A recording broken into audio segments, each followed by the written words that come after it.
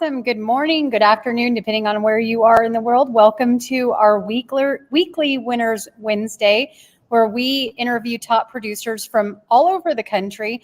And today I'm really excited to have a very special guest, Mr. Dustin Sanders, all the way from Pensacola, Florida. Good morning. Morning. So Thanks I for guess having we're me in the on. same time zone now, so it's 11 a.m. And I was actually supposed to have Dustin on a couple weeks ago, but unfortunately, due to some family emergencies, he was so kind to reschedule. But Dustin, I'm really excited to dive into it today. I know we chatted only briefly before, but I've heard nothing but amazing things about you. So really excited to kind of take a deeper dive into your career and your success and maybe a little bit of advice you have for other real estate agents. Yeah, no problem at all. Glad to be on here. And again, I know I talked to you offline about it, but some of the things you might have heard, don't believe a thing they say. So Oh, come on, being modest. Well, we're watching your growth and excited to continue to watch your growth. So let's kind of get into it. Dustin, walk us through how long have you been in real estate and kind of what was that evolution? How did you initially get into real estate? sure. So I got licensed officially back in October of 2023. Mhm. But I've been investing in real estate with like Airbnbs, short-term rentals, long-term rentals for about the past 5 or 6 years. Right before COVID. And it's just something I've been putting off for quite a while. And finally, my fiance, I call her the boss. Smart She man. gave me the Gotcha. green light to where we talked about it. Because it was just a decision financially for both of us. Where she's like, you're so much happier whenever you're sneaking off in between meetings going to look at properties. Why don't you just get your license? So I was really thankful that she and I agreed on that. So That's awesome. Well, smart lady. And if it makes you feel better, my spouse initially got me into real estate as well because we started out as investing. So it seems like that's kind of the natural progression, right, for many. So how do you, so kind of walk me through before that. What did you do prior to getting into real estate investing, and what made you take that leap of faith? sure. So I've been working in tech sales. So I'm originally from Pensacola. Went to school over in Tallahassee. I went to Florida State, and then after undergrad, I ended up moving over to Austin, Texas, where I got synced up with like software sales, and been doing that for a number of years. Kind of gradually seeing like growth and everything. And one time I did end up closing a pretty significant deal while I was over there. In my early to mid 20s, and just like everyone, you're like, all right, what can I buy with it? Can I go buy a motorcycle? Can I go get a boat? So I was like looking up all this stuff. And around that time, someone who was older than me, they said, hey, have you thought about investing in real estate? And I'm like, man, that seems kind of boring. That's not really flashy. Well, I kept going to these. It was crazy. We kept going to all these like house parties where they're like mansions, and I felt so out of place. And I was single at the time, so admittedly, my buddies and I, they were interested in like going to chat with chicks and everything, and I was more curious to who the owner of the mansion was and figure out what they did. So Interesting. I would just be meeting with them, and they would always just say, hey, I do this or that, but my gig is investing in real estate. So I started getting into it, following a lot of probably the same things that most investors do with bigger pockets and stuff like that. So I just started getting a little curious about it. And, that's really what got me, really interested, is just reading all the books, listening to all the podcasts, stuff like that. So That's awesome. And for those of you that don't know, Bigger Pockets is a podcast, and I believe they do some annual events as well. So is that kind of how you connected with Allie and Shelby and Ruben through the Bigger Pockets oh yeah. community? Yeah. So I always joke with Allie. I knew her before she knew me, just because of like listening on her podcast. One of them, being Investify and everything. But before I got licensed too, my dog right here, his name is Tex. He's a white Siberian Husky. So Oh, most of the time we get our walks in the morning or in the evenings. So I normally just pop my headphones in and was listening. And sure enough, someone that was in Alley's downline is here in Pensacola as well, Caleb Drake. And I was cool. just listening in, and all of a sudden the guy was just like, "Yeah, I'm a military guy, invested in real estate. I'm also an agent, and I'm here in Pensacola." I was like, "Oh my God, I got to meet this guy," because I was so oblivious. I swear to you, I thought I was like one of only maybe like two people that even discovered like real estate investing in the Pensacola area. So whenever I had heard of this guy, I was like, okay, I want to like chat with him. Come to find out, he hosts like Pints and Properties here locally and all that. So I was like, oh my gosh, I think I found my people. So I mean, it's a great group, and I couldn't be more proud of them. So, I mean, what they're Arizona, Florida, North Carolina, I think their group has expanded into like 40 states. So it's pretty incredible. oh yeah. Great collaboration, and we're as an organization, we're working on some things that you'll see us roll out to the team here pretty soon in the coming weeks. Um, well, great. So you started out as an investor, and so my understanding, primarily single family. You mentioned Airbnbs as well, and then you got your license. So just in having your license in such a short amount of time, but having such a great level of success, what would you say has been the key to your success? Well, so this is a great question. Whenever, like I said, getting licensed in October, it's usually not the best time, as far as like transaction volume. Hmm. So I just told myself, I was like, hey, I'm kind of gearing up for 2024. Maybe I can close a deal or two, by the end of 2023, which I was fortunate enough to be able to do. But the main focus for those first 3 or 4 months was try and get my online presence going, just show up, like really start networking and whatnot. But I really wanted to make sure that by springtime, people started understanding that I'm a realtor now. That they could start calling me and whatnot. So I started doing a lot of different things. I was like posting on like blogs, Bigger Pockets. I had like the Google business page going. But Smart. one couple things that was like really interesting as well, because just like everyone else, I do all the cold calling and door knocking and stuff like that. But a couple things that I really found a lot of value in, I mentioned I moved away to Austin, right?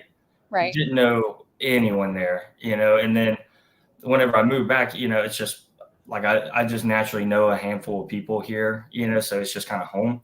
Hmm. Well, I started noticing that a lot of people were moving to the Pensacola area, right? Whether they're young professionals or just people that are retiring, and they were asking a lot of questions about what to do on the weekend and stuff like that. And I was like, I noticed I get a little frustrated come Monday or Tuesday. People are posting about these events and stuff like that I had no idea about. So I I know. just Don't you kind hate of when that happens?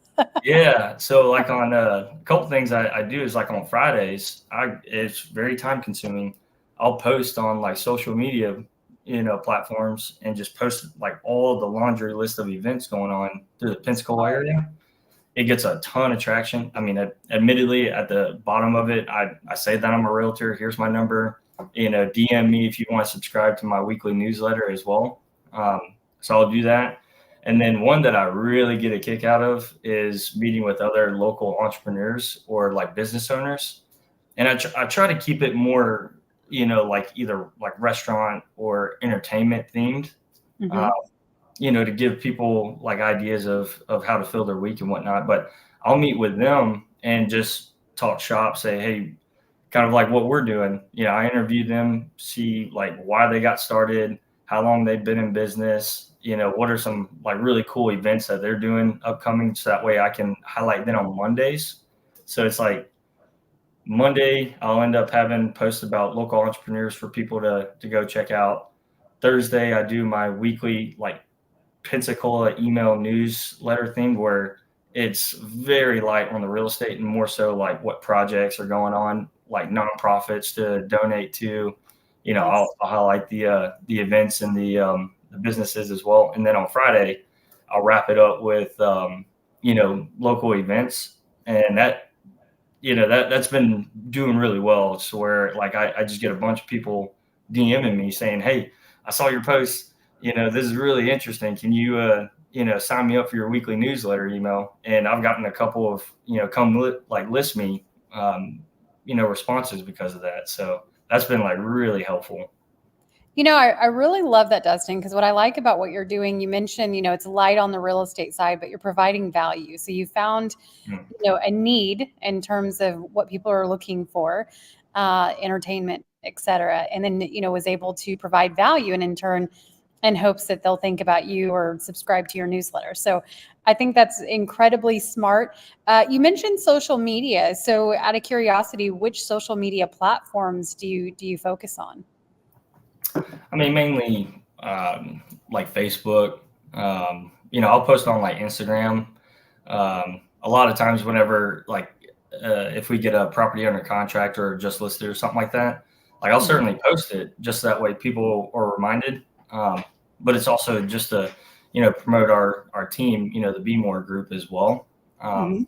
Just because the team I'm on, we're all like doing pretty well. We're all investors as well, so that's kind of what I do from Instagram. But like Facebook, that's a big one. I post on my own website. I post on Google Business. It syncs up to my Bigger Pockets platform as well, which to your Excellent. point, it's basically Facebook for real estate industry. So I've had a couple people reach out to me, which has been really interesting. I never even met the lady, but she messaged me saying, "Hey, I heard you showed up at Pints and Properties. Would love to meet with you and my husband." And sure enough, we ended up closing on their property at the beginning of April, and now we're like really kind of like close friends and everything. And they've gotten to meet my fiance. We've been able to have dinner and stuff like that. So I get a kick out of it. But like those are, to answer your question, those are some of the different like social media platforms.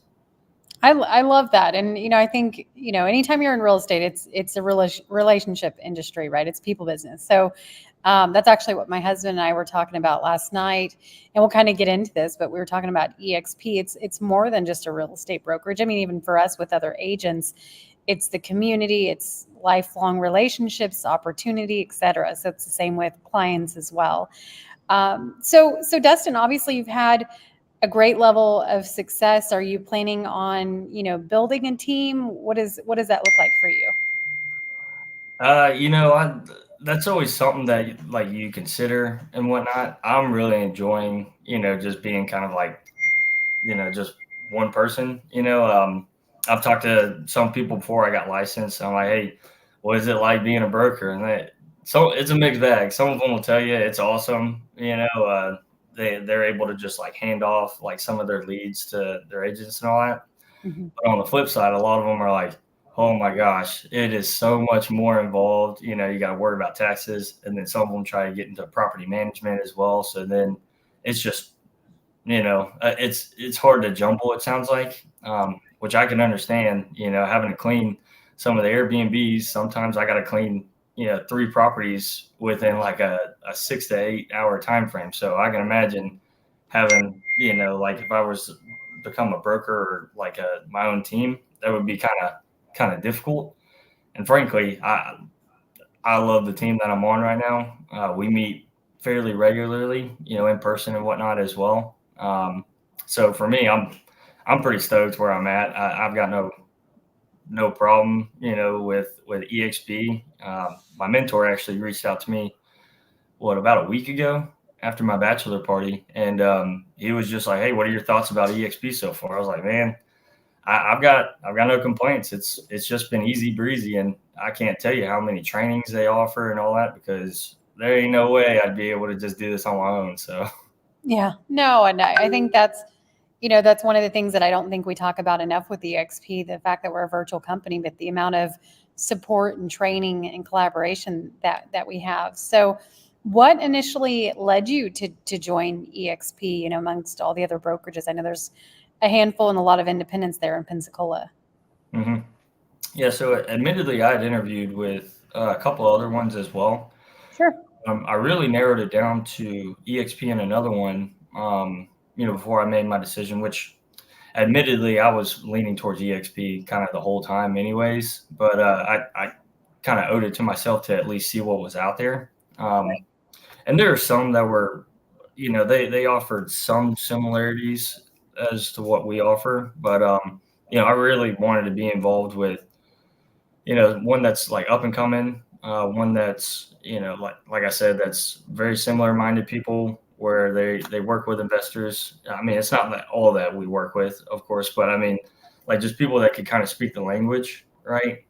Because someone who isn't an investor friendly agent, kind of, it's just like a different conversation, right? So that was something that was really important to me.